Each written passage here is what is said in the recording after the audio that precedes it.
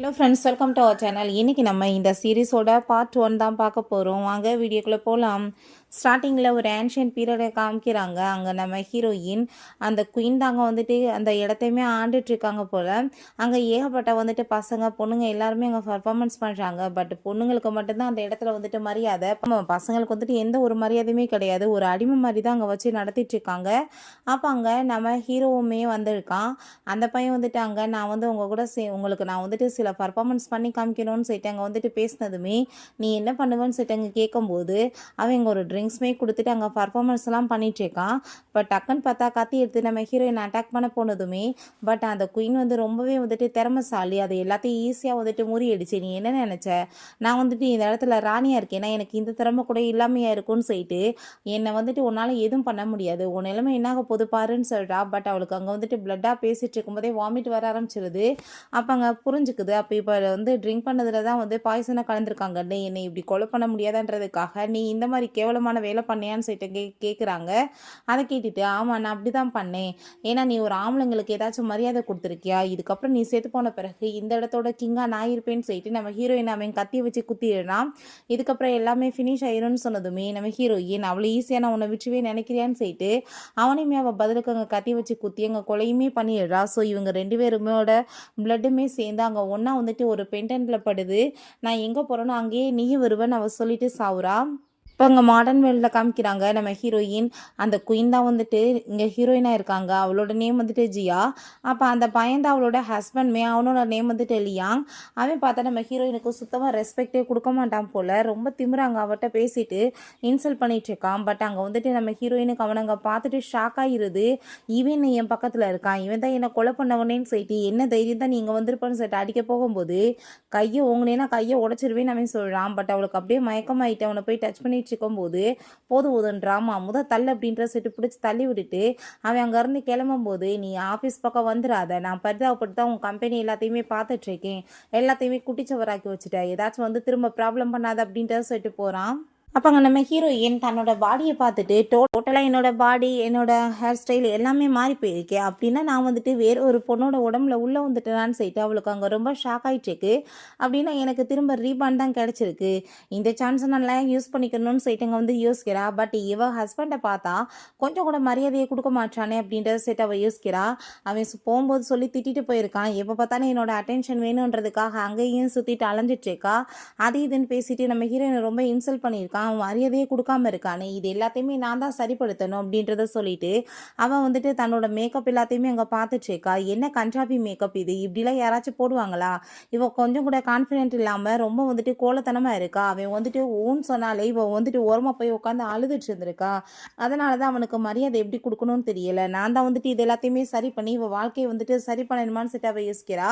பிறகு அங்கே வாஷ்ரூம் போனால் அங்கே வந்துட்டு டாய்லெட் இருக்கா. அதை பார்த்துட்டு ஓ இவ்வளோ தூரத்துக்கு க்ளீனாக கூட வைக்க முடியுமா, பாத்திரம் விளக்குற இடத்த இங்கே தான் க்ளீன் பண்ணுவாங்களான்னு சொல்லிட்டு அதை போய் இங்கே பார்த்துட்டு கையை கழுவ போகிறா. நல்ல வேலை அப்பாங்க நம்ம ஹீரோவோட சிஸ்டர் வந்துட்டு மோசமானவளை கீழே இறங்கி வா, இந்த வீட்டில் இருந்துட்டு எல்லாத்தையும் கெடுத்துட்டா இருக்க, என் பிரதருக்கு நீ வந்துட்டு கரெக்டான மேட்சா, மரியாதையை கீழே வரையா இல்லையான்னு சொல்லிட்டு அங்கே பயங்கரமாக கோவப்பட்டு இங்கே கத்துனதுமே ஹீரோயினுமே அங்கே ரொம்ப சூப்பராக கிளம்பி ரெடியாகி வந்துட்டுருக்கா.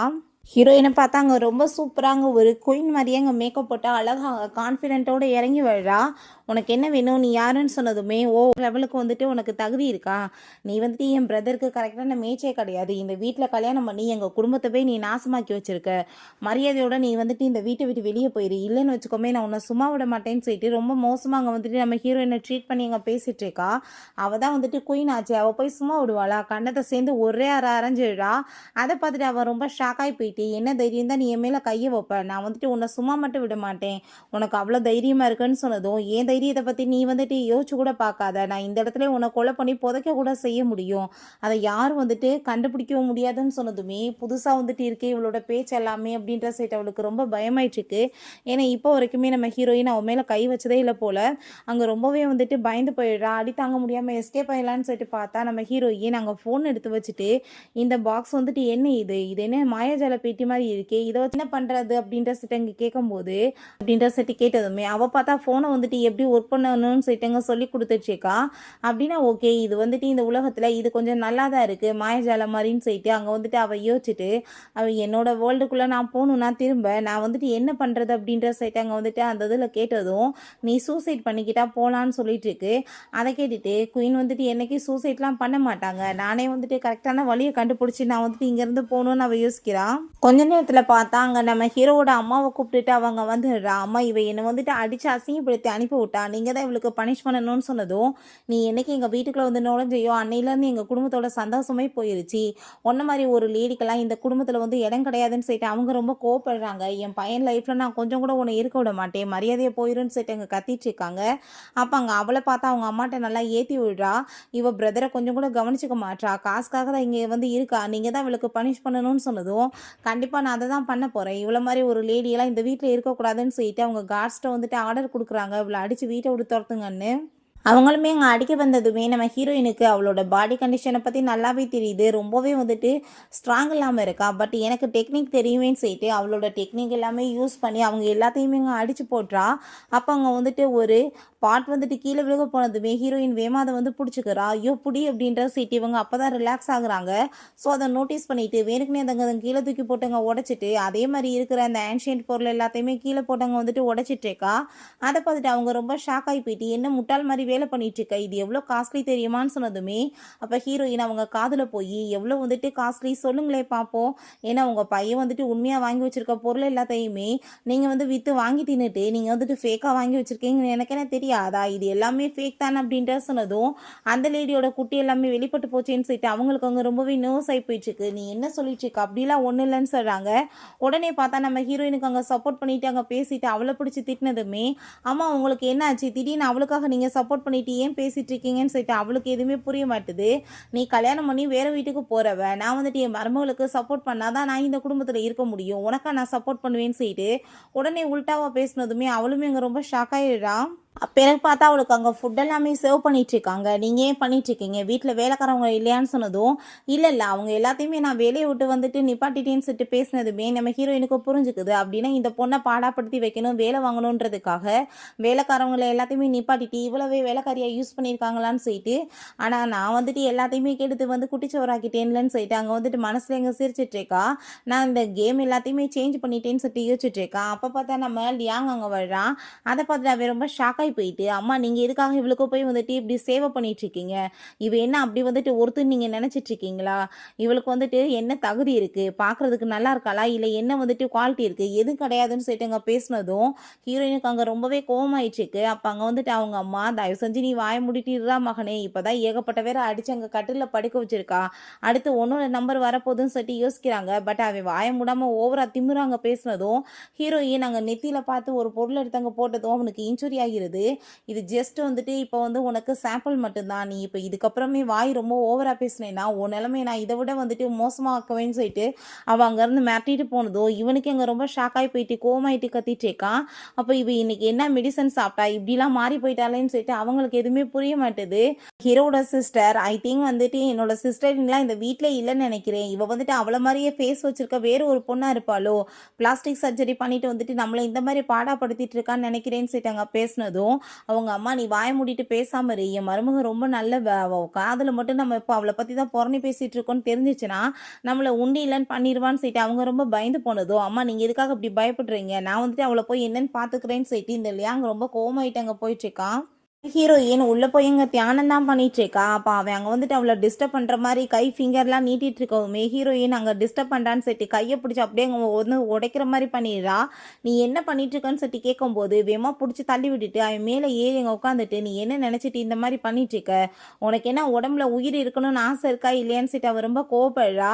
நான் வந்து இதுக்கப்புறமே உன் கூட சேர்ந்து இருக்க விருப்பம் கிடையாது, எனக்கு நீ டைவர்ஸ் கொடுன்னு சொல்லிட்டு கேட்டதும் அதை கேட்டுட்டு அவன் ரொம்ப ஷாக் ஆகி போயிட்டு நீ ஈஸியாக டைவர்ஸ் கேட்டுட்டு இருக்க, நான் ஒன்றும் ஆசைப்பட்டு மேரேஜ் பண்ணலை, என் காலில் கையில் விழுந்து நீ தான் வந்துட்டு கெஞ்சினே என்னை மேரேஜ் பண்ண சொல்லி, ரெண்டாவது என் குடும்பத்துக்குமே சேவை பண்ணணும்னு ஆசை நீ தானப்பட்ட அப்படின்ற சொன்னதும் இந்த வெட்டி பேச்சுக்கெல்லாம் என்கிட்ட நேரம் கிடையாது, நான் வந்துட்டு உன் கூட சேர்ந்து எனக்கு இருக்க விருப்பம் கிடையாது, நீ மரியாதை எனக்கு டைவர்ஸ் கொடுத்துரு அப்படின்றத அவ சொல்கிறான். நெக்ஸ்ட் எங்கள் ஆஃபீஸில் காமிக்கிறாங்க. நம்ம லியாங்க பார்த்தா அங்கே யூஜின் செட்டு அங்கே வந்து ஒரு பொண்ணோட தான் சேர்ந்து அங்கே உட்காந்துட்ருக்கான். அவன் மேலே வந்துட்டு கொஞ்சம் க்ரஷ் போல். இவளுக்குமே அவன் மேலே தான் அங்கே ஆசை, மேரேஜ் பண்ணிக்கணும்னு ஆசைப்பட்டுட்ருக்கா. அங்கே போர்ட் மீட்டிங்குமே நடந்துட்டுருக்கு. நம்ம ஹீரோயின் அவனுக்கு தான் அங்கே ஆஃபீஸ்க்கு வந்துட்டு கால் பண்ணிகிட்ருக்கா. பட் அவன் வந்துட்டு காலை அட்டன் பண்ண மாட்டான். அதை பார்த்துட்டு ஹீரோயினுக்கு ரொம்பவே ஆத்திரமாயிட்டு, நான் வந்து உனக்கு உள்ள பதில் சொல்கிறேன்டான்னு சொல்லிட்டு வேமா அங்கே உள்ளே வந்துட்டு அவனை பிடிச்சி அடித்து அங்கே தூக்கி எறிஞ்சிட்டு அவள் போய் எங்கள் சேர்மன் சீட்டில் உட்காந்துக்கிறா. அதை பார்த்துட்டு இந்த யூஜின் வந்துட்டு ஷாக் ஆகி போயிட்டு, நீ என்ன வேலை பண்ணிச்சுக்க அப்படின்ற சட்டி கேட்குறா. நம்ம ஹீரோயின் அப்போ அங்கே காஃபி எடுத்து குடிச்சிட்டு, ஐயோ கடவுளே கேவலமாக இருக்குது, இதில் வந்துட்டு இவ்வளோ வந்துட்டு யார் சுகரை போட்டு வச்சிருக்கிறது அப்படின்ற சட்டி அவள் கேட்கும்போது, நீ என்ன வந்துட்டு உன் மனசில் பெரிய மகாராணின்னு நினச்சிட்டு இங்கே வந்து உட்காந்துட்ருக்கியா? உன் நிலைமை என்ன ஆக போகுது? போர்டு மீட்டிங்கில் வந்துட்டு நீ அசிங்கம் பண்ணிட்டுருக்கியா? உன்னால் வந்துட்டு எல்லாருமே சேர்ந்து பிஸ்னஸ் அவன் கூட பண்ணுறதை நிப்பாட்ட போகிறாங்கன்னு சொல்லிட்டு அங்கே பேசினதுமே அதை கேட்டுட்டு நம்ம ஹீரோயின், இந்த கம்பெனியோட உண்மையான ஓனர் யார்? நான் தானே. இவன் நான் ஓசியில் உட்காரவேலாம் ஓனர் ஆயிடுவானான்னு சொல்லிட்டு அவன் மேலே அங்கே காஃபியை தூக்கி ஊற்றி விட்டுட்டு அங்கே அவளையுமே அடித்து இன்சல்ட் பண்ணிடுறா. அப்போ அங்கே அவை, நீ வந்துட்டு அளவுக்கு மீறி பண்ணிட்டுருக்க, இங்கே வந்துட்டு போர்ட் மீட்டிங்கில் வச்சு நீ என்ன வந்துட்டு வேலை பண்ணிட்டுருக்க, வீட்டில் நடக்கிற விஷயங்களெல்லாம் இங்கே சொல்லிட்டுருக்கேன்னு சொல்லிட்டு அவன் ரொம்ப கோவப்படுறான். அப்போ அந்த யூஜினை, நீ வந்துட்டு டேஸ்ட் எல்லாம் நல்லா தான்ப்பா வந்துட்டு பழகி வச்சுருக்க, பட் ரொம்பவே கேவலமாக இருக்குது, கல்யாணம் முடிச்ச ஒரு பையன் கூட சேர்ந்து அஃபர் வச்சுட்ருக்கியே, உனக்குலாம் அசிங்கமா இல்லையா? இதனால் 2 பேரோட வாழ்க்கை கெட்டு போகுது, நடுவில் வந்துட்டு ஒரு இன்னசென்டான பொண்ணோட வாழ்க்கையுமே கெட்டுருக்கே அப்படின்ற சொல்லிட்டு அங்கே பேசினதுமே அவன் ரொம்ப கோவமாயிட்டு, நீ வந்துட்டு ஒன்னவே மகாராணியை நினைக்கிறத ஸ்டாப் பண்ணு, உன் நிலைமையை நான் என்னாக்குவேன்னு தெரியும்ல, இந்த கம்பெனியோட பிரசிடன்ட் நான் தான், இப்போ நான் என்ன பண்ணுறேன் பாருன்னு சொல்லிட்டு அங்கே கார்ட்ஸை கூப்பிட்டதுமே கார்ட்ஸை பார்த்தா ஆல்ரெடி அங்கே அடித்து வெளுத்து விட்டு தான் வந்திருக்கா போல். அவங்க நடக்க முடியாமல் அவங்க தவந்து போய் வந்துட்டுருக்காங்க. அதை பார்த்து இவன் பயந்து போயிட்டு, கண்டிப்பாக நான் உன் மேலே போலீஸ் கம்ப்ளைண்ட் கொடுப்பேன் அப்படின்றத சொல்கிறான். அப்போங்க நம்ம ஹீரோயின் அவன் கழுத்தில் இருக்க அந்த பென்டென்ட்டை பார்த்துட்டு அங்கே ரொம்பவே ஷாக் ஆகிடுறா. இதே பென்டென்ட் தான் அப்பயுமே இருந்துச்சு, அதனால தான் இவன் இங்கே வந்தா. ஸோ இந்த பென்டென்ட் மூலமாக நான் திரும்பவுமே இங்கே போக முடியலன்னு சொல்லிட்டு அவள் யோசிக்கிறா. அப்போ அவங்க ஃபஸ்ட் டைம் வந்து அந்த பென்டென்ட்டை கொடுக்கும்போது சொல்லியிருக்காங்க, உங்கள் லைஃப்பில் வந்துட்டு ஏதாச்சும் வந்து தப்பான விஷயங்கள் நடந்தால் நீங்கள் அது எல்லாத்தையுமே இதை வச்சு மாற்றி அமைக்கலான்னு சொல்லிட்டு அதை பற்றி தான் அவள் யோசிச்சுட்ருக்கா. பிறகு அங்கே போலீஸ் ஸ்டேஷனில் போய் உட்காந்துருக்கான். அப்போ அங்கே போலீஸ் எல்லாத்தையுமே பார்த்துட்டு குலாம் சொல்லிட்டு அவள் கூப்பிடுறா. குலாம்னா அந்த அடிமை தான், அந்த மாதிரி பேசிகிட்டு இருக்கா. பட் அவங்களுக்கு வந்துட்டு எதுவுமே புரிய மாட்டுது, இவன் என்ன வந்துட்டு லாங்குவேஜ் யூஸ் பண்ணுறான்னு சொல்லிட்டு. அப்போ அங்கே நம்ம லியாங்குமே வந்துடுறா. நான் வந்துட்டு உங்ககிட்ட சாரி கேட்டுக்கிறேன், இவன் என்னோட ஒய்ஃப் தான், ஒய்ஃப் எல்லாமே இப்படி தான் வந்துட்டு நம்மளை வீட்டில் டார்ச்சர் பண்ணிகிட்டு இருக்காங்க, அதை தான் இவன் கொஞ்சம் அதிகமாக பண்ணிகிட்டு இருக்கான், நான் வந்துட்டு அங்கே புரிய வைக்க ட்ரை பண்ணுறேன்னு சொல்லிட்டு அவளை அங்கேருந்து கூட்டிகிட்டு வர்றான். இப்போ வந்துட்டு நீ வந்துட்டு என்ன வந்து நினச்சிட்டு இந்த மாதிரி பண்ணிகிட்ருக்க, இந்த 2-3 டேஸ் வந்துட்டு யாருமே நிம்மதியாக இருக்க விட மாட்டேன், எல்லாத்தையும் அடித்து கையக்காலை உடச்சிட்ருக்க, எதுக்காக நீ இப்படி பண்ணிட்டுருக்க, உனக்கு நான் வந்துட்டு என்ன பண்ணால் நீ பேசாமல் இருப்பேன்னு சொல்லிட்டு இங்கே கேட்கும்போது, நீ எதுவும் பண்ண வேணாம், உன் கழுத்தில் இருக்க பார்த்தியா அந்த பெயிண்ட், அதை பேசாமல் நீ எனக்கு கொடுத்துருன்னு சொன்னதும், அப்படியா நான் கொடுத்துட்டேன்னா நீ பேசாமல் இருந்துருவியா அப்படின்ற சொல்லிட்டு அவன் கேட்குறான். அப்படின்னா ஓகே, நீ வந்துட்டு எனக்கு ஒரு வாக்கு கொடு, இதுக்கப்புறம் நீ யாரையும் வந்து கை நீட்டி அடிக்கக்கூடாதுன்னு சொன்னதுமே சரி ஓகே நான் வந்துட்டு அடிக்கல அப்படின்றத அவளுமே சொல்கிறா. இப்போ வந்துட்டு ஒரு ஆக்ஷன் பார்ட்டியுமே நடக்க போகுது, அங்கே நீ என் கூட சேர்ந்து வா, அங்கே வந்துட்டு நீ சொல்லிட்டு இருக்க பார்த்தியா அந்த ஆன்சியன்ட் பீரியட், அந்த டயத்தில் இருந்து ஏகப்பட்ட பொருளுமே அங்கே வந்துட்டு இருக்கு, உனக்கு என்ன வேணுமோ நீ வந்துட்டு வாங்கிக்கோ, நீயே வந்துட்டு அந்த பீரியடோட மகாராணியை உன்னை நினச்சிட்டு எங்களை பாடாப்படுத்திட்டு இருக்க அப்படின்றத அவன் சொல்கிறான். பிறகு அந்த பார்ட்டிக்குமே நம்ம ஹீரோயின் அவங்க ஃபேமிலி எல்லாமே போயிருக்காங்க. அங்கே சாப்பாடு எல்லாமே வச்சுருக்கோமே, ஹீரோயின் அது எல்லாமே புதுசாக இருக்குது அவளுக்கு பார்த்துட்டு எல்லாத்தையுமே ஆசையாக எடுத்து அங்கே சாப்பிட்டுட்ருக்கா. அப்போ அங்கே ஒரு மெழுகுவர்த்தி இருக்கிறத பார்த்துட்டு அதையுமே எடுத்து அவங்க சாப்பிட ஆரம்பித்ததுமே அது டேஸ்ட்டு சுத்தமாக அவளுக்கு பிடிக்கவே இல்லை. அப்போ அவங்க அம்மாவும் சிஸ்டரும் அதை பார்த்துட்டு, ஐயோ கடவுளை இவ என்ன மாதிரி வேலை பண்ணிகிட்ருக்கா, இவ இப்போ பண்ணுறதை பார்த்தா பைத்தியம் தான் சொல்லிட்டு பேசுவாங்களே ஆளுங்க எல்லாருமே போயின்னு சொல்லிட்டு அங்கே ஸ்டாப் பண்ணுறாங்க. இந்த பார்ட்டியில தான் இப்படி தான் கேவலமான வந்துட்டு சாப்பாடெலாம் வைப்பாங்களா, எனக்கு சுத்தமாக பிடிக்கல, நான் வீட்டுக்கு போய் வந்துட்டு நல்ல சாப்பாடாக சாப்பிடணும்னு நினைக்கிறேன் நம்ம சொல்லிட்டு ட்ரிங்க்ஸ் பண்ணிட்டேக்கா.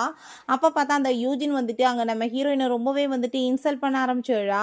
நீ வந்துட்டு இப்பயுமே வந்து இப்படி தான் சுற்றிட்டு இருக்கியா, அப்போ ரெஸ்டாரண்ட்டுக்கு வெளியே வந்துட்டு அங்கே சிக்கன் எடுத்து சாப்பிட்டுட்டு அப்பயுமே அசிங்கப்படுத்தினேன், இப்பயுமே வரைக்குமே நீ மாறவே இல்லையா, இன்னுமே இப்படி தான் நீ கேவலப்படுத்திட்டு இருக்கான்னு சொல்லிட்டு நம்ம ஹீரோயின் அவள் ரொம்ப அங்கே வந்துட்டு இன்சல்ட் பண்ணிட்டு இருக்கா. அதெல்லாமே கேட்டுட்டு அங்கே நம்ம ஹீரோவோட அம்மா அவளுக்கு கோவம் வந்துச்சுன்னு வச்சுக்கோமே உன்னை சும்மா மட்டும் விட மாட்டா, நீ வாய் மூடிட்டு பேசாமல் இரு, அதான் உனக்கு நல்லதுன்னு சொல்கிறாங்க. பட் இவங்க கேட்க போகிறாங்க வந்துட்டு வாய்க்கு வந்தபடி அவன் நம்ம ஹீரோயினை ரொம்பவே இன்சல்ட் பண்ணி அங்கே அசிங்கப்படுத்த ஆரம்பிச்சிடுறா. அதெல்லாமே பார்த்துட்டு அவ்வளோதான் அவளுக்கு டென்ஷன் ஆகி போயிட்டு மூஞ்சை சேர்த்து ஒரு குத்து விட்டுறா. அங்கே கண்ணெல்லாமே வந்துட்டு காயமாகி போயிடுது, கழுத்தை பிடிச்சி வந்துட்டு அப்படியே தூக்க ஆரம்பிச்சிடுறா.